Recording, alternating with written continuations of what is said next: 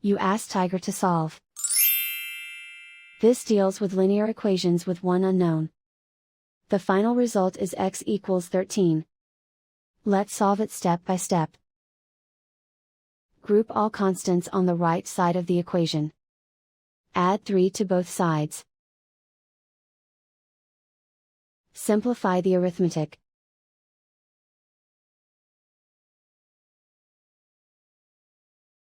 Isolate the x. Divide both sides by 2. Simplify the fraction. Find the greatest common factor of the numerator and denominator. Factor out and cancel the greatest common factor. And so the final result is x equals 13.